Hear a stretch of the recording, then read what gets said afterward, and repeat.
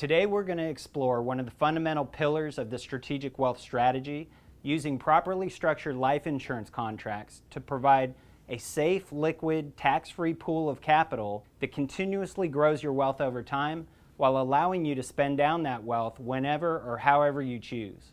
Now, typically when people hear life insurance, they think of the standard term life insurance policy, where the holder actually pays premiums to the life insurance carrier for a specific term or period of time. When that term ends, the policy is then canceled, and the policyholder really doesn't see any economic benefit. Our reserve capital strategy uses a much more powerful and flexible form of life insurance called whole life or permanent life insurance. It not only protects your family, but it also provides a highly effective capital account that has a whole laundry list of advantages and benefits. Now, this isn't an off-the-shelf policy that you can get from just any life insurance agent. The secret is in how you structure the contract. When properly structured, these policies provide a guaranteed rate of return on your after-tax dollars, money that you can collateralize and borrow against to be used however or whenever you like, with no structured loan repayments. The collateralization aspect of these accounts allows you the flexibility and the liquidity that you need to take advantage of these opportunities and accelerate the economic benefit of these accounts, while still enjoying the uninterrupted compounding of your capital over the life of the policy. After several years as a star performer at a top investment firm, Brandi Joe became disillusioned with the entire financial services industry, taking advantage of clients instead of truly helping them to achieve their financial goals. Since striking out on her own, Brandi Joe has become a pioneer in the industry, specializing in finding new and unique ways for her clients to understand, plan, and realize their financial goals. Thanks for joining us today, Brandi. Thank you, Sean. Tell our members a little bit about yourself. How did you get into this line of work? What drove you into the financial world? Well, as our conversation started earlier in the week, I got recruited right off the golf course. I was playing with friends of friends in Phoenix, Arizona, and one of the VPs at one of the major financial brokerages in town said, "I need to have you on my team. You're great with people, you're easy to talk to, you can make a lot of money in this business if you can get people to trust you." I had a really good time for about 4 or 5 winters, and I had I wouldn't say a mid-20s crisis, but I had a realization that what I was doing wasn't right. Yeah. I was separating people from their money. And not just to talk about, someone with a lot of money, but just to talk to someone who's making, a fine living, a good living, $100,000 plus, and they're trying to make enough money to where one day they don't have to get up and go to work every day. And that's essentially what retirement is. Sure. We put money away, and then someday we're going to say, okay, we're done, and money will show up in the mailbox somehow. Saving today for that future lifestyle. Right, and they're sacrificing part of their lifestyle for today. Well, I was the only one that was really making money in that scenario. How so? I was the only one that was receiving commissions and fees, and meanwhile, they were basically, as my dad used to say, throwing good money after bad. Got it. They were going into a market that they didn't know anything about. At this particular brokerage, we'd have a Monday morning meeting, and this is the stock we're pushing this week, Brandi Joe. Wow. And this is the one we're selling, and this is the one we're holding. Okay. And those were the meetings. I was like, how is this education? How is this real financial knowledge? And it wasn't. It was sales 101. This is where we're going to push because these are the people that we're trying to help. This is the IPO that's coming out. These are the people that we're underwriting. Mm-hmm. And it came to me pretty harsh because I saw the writing on the wall with the first bust that I experienced in my adult life, which was the .com bust. Mm-hmm. And we shouldn't be pushing our clients who become our friends, who we're supposed to care about. We shouldn't be pushing them into that arena. And I'm sure that the same thing happened with the last bust that we had in 2007 and 2008 with the mortgage crisis. So tell me real quickly, what is your overall philosophy about the economy today in light of the problems that we see today and the problems we see coming down the road?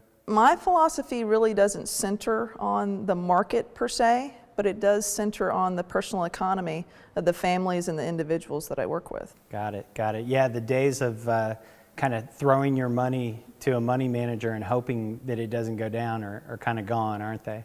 A little bit, a little bit. There's so much volatility in the market right now. There's so much, there's still what I like to say insecurity in the market. There's a lot of people that are just, sitting on the sidelines waiting for either the, what we have been reading about, the reset, sure, or coming back to reality. We've seen a huge gains in the market, but is that real gains from you and me, or is that gains from maybe some money being printed elsewhere? Yeah, inflation or just central planning and central banking. Exactly. So interesting. So you basically coach people and coach families on how to protect and grow their own personal wealth in light of all of these issues. And so tell our members real quickly, what exactly is it that you take your clients through, or what does your process look like? I take them through basically a 3-step process. We identify assets that are underachieving. I'm a big believer that cash will always be king, or we can sometimes say currency will always be king. We've talked about going back to a gold standard, going back to something of real value with our currency. And as long as we have cash, we have the opportunity to invest in some things outside of the norm. So the 3-step process is really going from one level of cash and assets to how do we grow those cash and assets without losing the enjoyment or losing the efficiency of those assets. Over the last 70 years, we've kind of blindly followed these experts on Wall Street who were, literally PhDs in economics. It kind of reminds me of the old, the Dark Ages with the church. People just blindly followed and didn't really understand why, but everybody was doing it. And that's what we saw on Wall Street for the last 70 years. And what's fascinating to me is that 70 years later, we're all of a sudden learning that these guys were wrong. When I sit down with a family, a small business owner, we want to talk about things that are having to deal with the deployment of their capital. Now that may be a mouthful to some people, but most of the people today, they're sitting on the sidelines with a lot of cash. I call that opportunity. Sure. That cash is losing value every single solitary day. Because of things like inflation. Inflation and the fact that we don't know value of money. We don't know what taxes are going to be. And if someone was to walk up to me and offer me $10,000 today, I would take it, and what would I do with it? I would invest it or I would save it. $10,000 today is worth more than $10,000 tomorrow because I have it in my hand. It's right here, right now. I have the opportunity to do something with that money. Your most valuable dollars are the dollars you have right now. Exactly. And what are we doing with retirement? We're delaying those dollars. We're saying, put the money, separate yourself from the money, yeah, put it into an account that doesn't give you any guarantees whatsoever, sure, and that you're going to pay taxes at a later date, yeah, when you don't know what the tax rates are going to be. Right. Now, the myth is, well, you're going to be in a lower tax bracket in retirement. Because you don't have a job and you're retired, essentially. And somehow you're going to have a lesser lifestyle in retirement. I don't know about you, but I plan to have a bigger lifestyle in retirement. So what I'm hearing you say then is it really comes back to system and process more so than throwing your money at an investment and hitting a home run or chasing the next best return. Right. What I like to say is if we can enjoy the money now, but also have it for tomorrow, why wouldn't you want to do that? Sure. Why wouldn't you want to at least know more about how to structure that particular either vehicle or instrument, or even really believe in that concept that you can do that? Yeah. And I'm really living proof that you can. So Brandi Jo, tell me, how did you get to this point in your life? Well, as I just mentioned, I'm living proof of exactly what I teach to my clients. And About 5 years ago, just after my father passed away, I started realizing that there was a better way. There's always been something inside of me that says there's something better out there than what you've been doing in the past. And now, sitting here 15 years in the business, I realized that what I was doing wasn't right, and where I was trying to transition to, I didn't have a clear picture of what was going on. So what do we do today when we search for knowledge? We go to the internet. Sure. So I started Googling and started reading a lot of things. I started reading mostly libertarian and Austrian economic blogs and books. And I came across really, I don't know if it's a following or whatever you want to call it, Sure, but it's a movement. Well, yeah, Kind it's exactly a movement. It's exactly what it is. And what I found out was that there's a certain gentleman that was very open and very honest about how he arrived at the strategy that he was teaching throughout his seminars. And at that point in time, I was working for an independent firm, and I called up my general agent and I said, we have got to go see this guy. And when we were talking about doing that, there was, all kinds of talk about, well, it doesn't really fit in with our philosophy. And I spouted back and I said, well, what is our philosophy? If our philosophy really is to help our clients, then why are we not giving them every single solitary piece of information that we can share with them? Then it's up to them to make the decision whether they want to go with it or not. Sure. So I started reading, actually having seminars with this particular gentleman, and had a very nice first year with working with him, working with several other companies, and I started doing it myself. Because one of the things that we talked about in the firm was, if you're sitting here and you're proselytizing this entire concept, then how can you really be true to the client if you're not doing it yourself? Mm-hmm. So what I did, I actually started with, and the timing was perfect. I started with my car payment. Mm-hmm. It was $355 a month. It was a 2002, because this is 2007, it was a 2002 Nissan Xterra. $355 a month for 5 years. That money was still in my personal economy, even though I had just paid off the car.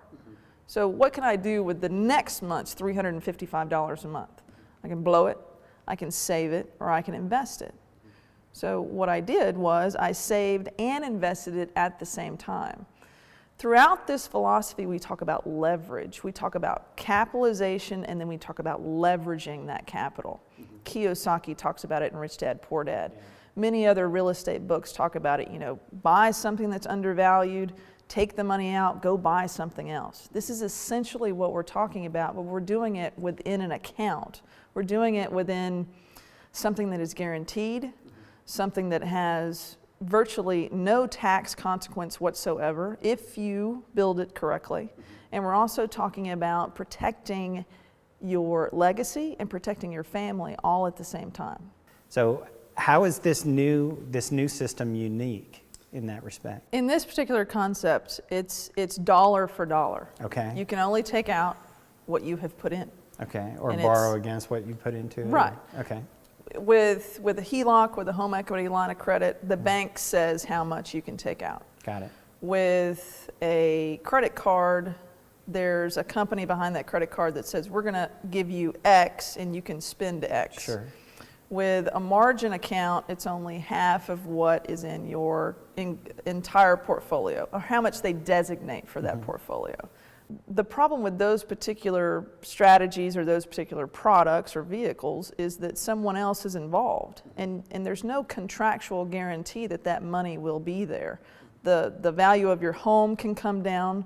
Obviously, the value of your investment portfolio is dependent Very upon volatile. hype in the media or whoever is trying to manipulate either the stock or the entire fund. Mm-hmm. There's always someone else involved.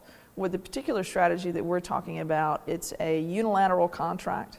You capitalize the vehicle, and you can only take out as much as you have put in. So let me take a step back a little bit and talk about people's personal economic model and their own personal economy and how money flows through that and how we spend money. What are your thoughts on that? What do you generally talk to clients about when you're talking about cash flow and how it's allocated and how wealth is spent? Well, hopefully I'm talking to a client that has money, Sure. that they have a job, and that they are wanting to make more of that with the little that they can save in today's economic times. Usually there's three different things that we talk about within that first stage, and that is, how much money do you make? How much do you believe that you're comfortable with putting away? And how much do you already have saved? And usually with the how much do you already have saved, it usually has something to do with their employer-sponsored 401k or a pension or an IRA somewhere. Some kind of qualified account. So in that respect, that's already money that they've separated from themselves. The way to enjoy that money is to either pay taxes on it and also pay a penalty to get to that money. So when I'm sitting down and I'm talking to a client and they say, okay, Brandi, this is what I want to do. And usually the want to do part has nothing to do with money. Sure. It has everything to do with either an idea that they have or a business that they want to start, or I want to make sure that I can pay for my daughter's wedding when she finally decides to get married one day. They know that these expenses are coming. So we're having to save for those expenses. In the last couple of years, we have had a tremendous change in how generations transfer wealth to each other. And if anyone out there knows about the Yankees owner, Mr. Steinbrenner, he died at the most opportune time in the last however many years. He died without owing any estate tax on anything that he owned. So when you think about those things, the rules are changing all the time. Going from this year to next year, are the tax rules going to be the same from 2013 to 2014? No. 2014 is when the bulk of Obamacare actually starts kicking in. We've already experienced that January 1 of 2013. So the rules are constantly changing. So with this particular strategy, we're able to be flexible. We're able to maneuver around some of the tax consequences. We're not talking about tax avoidance, but we're talking about being flexible, and we're also talking about really understanding how to maneuver our money throughout this current economic time. So if you want to create an account like this, you can go to a savings account, and savings accounts are typically safer. It's fairly liquid, but the rate of return is horrible. It's less than 1%. Right, so why do it? Yeah, so instead of savings accounts, people tend to throw their money at 401ks and IRAs and mutual funds to get a higher rate of return, but how safe are those and how liquid are those? And essentially there's no leverage in those accounts. Even the savings account, you can't really leverage a savings account. You can at a bank, but the account really isn't making all that much money. No, and in this environment, in my mind, it's really scary to have a big chunk of change in our banking system just because of the fractional reserve lending that banks do. Right. And the whole system that we're under. Right. So where do you go then to find an account that you can capitalize or start where it's going to be safe and liquid and have a good rate of return and ideally not kill you from a tax perspective? Essentially, it's life insurance. It's the boring whole life insurance that maybe your grandpa or your grandmother had, and it's one of the glories in the financial industry that absolutely no one knows about. Why is life insurance so great? It gives you guarantees. It gives you a structured agreement with a company. It gives you flexibility. And it also gives you peace of mind that your principal and your money is always going to be there. And if not, something very wrong has happened. How do you take a life insurance product and structure it properly so that you can do what you're talking about doing? Well, what we're able to do with how we build these policies and how we strategically maneuver the money through these policies into these other opportunities, we're able to create more with essentially the same dollars. So you structure this life insurance policy, you capitalize it, you put money into it, and then if I want to go out and buy a real estate deal, or you've got a background in oil and gas as well, if I want to invest in one of those opportunities, how do I do that with a life insurance contract? Well, with the life insurance, you have to qualify for it. Okay. There are health requirements, there are medical requirements, there are age requirements. Sure. So once you get through those are called the underwriting requirements. You essentially pick a number. There's no magic math behind it. It's a number. With me, it's my vacation money and it's my car payment money. Okay. So I need to qualify for that level. So within a life insurance policy, there's two things that are going on. There's the death benefit that needs to be paid for. Okay. Then there's also the interest on the cash value that goes into the policies. Okay. So when I'm sitting down with a client, they usually have a number in their head, or I like to say in their heart. A savings number, you mean? Well, usually it's tied to something that's making them uncomfortable. Usually it's a mad loan.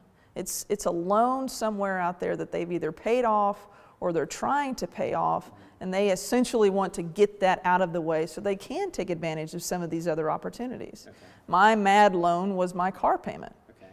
So I got that out of the way, and I funded the policy with $100 to what we call the premium, the death benefit, and then the rest of the money went into the cash part of the policy. Okay. Cash value accumulation. Right. So over time, not only does the cash value build up with a guaranteed interest rate, but also the death benefit that's associated with the particular policy, it starts working for you as well. Because as we all know, the company has to guarantee that death benefit from day one. So on day two, do they have more money to deal with the death benefit? Yes. So let's get out 5, 10 years into this policy. The death benefit is taken care of. They return part of that premium to the policy holder because they don't need it to pay the death benefit. They've guaranteed the death benefit in the first 2 to 3 years of the life of that policy. So if I have an opportunity and I've got cash in my policy, what is the mechanism I use? How do I get access to that cash? How liquid is it? Well, this may seem kind of arrogant, but you call an 800 number. Okay. It's that simple, huh? It's really that simple. So in my case, with how I'm paying for my vacations, I call the number. I say, I need X amount of dollars. Usually with me, it's between $5,000 and $6,000. They say, okay, where do I send the check? It's that simple. And it's that simple. Because I have the money in there, I've capitalized the policy. It's, again, going back to what we said earlier, you can only take out what you have put in. But we're really not taking the money out. They don't go to the Brandi Joe Newman drawer and pull it open, take out the money, and send it to me. They're leveraging my money and placing a lien on my money and giving me their money. Got the it. life insurance company is essentially a bank. When you compare a life insurance company to a bank, it's essentially the same thing. Sure, with one exception, they can't do fractional reserve lending. Exactly, and that's a whole other video. Yes. So they don't go to the Brandi Joe Newman drawer and give me my money. My money is still sitting there in that policy generating those dividends and that interest that they have guaranteed me in the contract that I signed with them. Got it. They send me the other money. Do they charge me an interest? Yes. And it's market value. The last loan that I took out was about 4.5%, 4.56% interest that I'm paying. Got Now, it. can I get that cheaper at a local community bank on a personal loan? Sure. Yes. But am I calling them up and saying, just send me some money? No. Right. I'm filling out what we call monkey paperwork. So I make a phone call, they wire the money to my account, and it's immediately available for me to deploy into a productive asset. So this is what gets me really excited about this strategy is when that asset starts paying dividends or an income stream or revenue. And, talking to Jeff, who is our real estate guru and fund manager, he gets double-digit returns on his deals. And so if that's paying me double-digit returns, I'm putting that money back into the contract in the form of double-digit returns.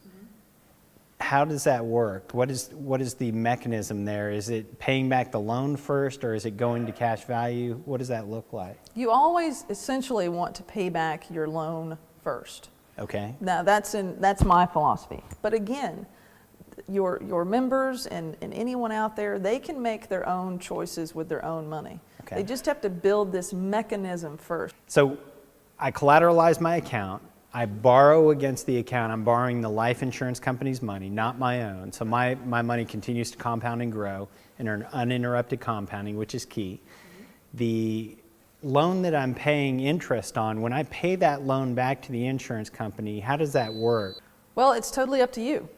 Every year, the company charges you an interest rate Okay. at the market rate, whatever that original loan was for, and it's totally up to you whether you pay it back or not. It's an unstructured loan repayment. Interesting. So you can either pay it back or not, but that interest is going to be charged year over year until you pay it back. And so if I never pay that loan back and I get hit by the Budweiser truck, what happens? There is hopefully a larger check that is cut to your beneficiary minus the loan that you had taken out. So the death benefit essentially is being used as collateral for that loan. Yes. So in my small hometown in East Texas, there was a piece of property that was for sale.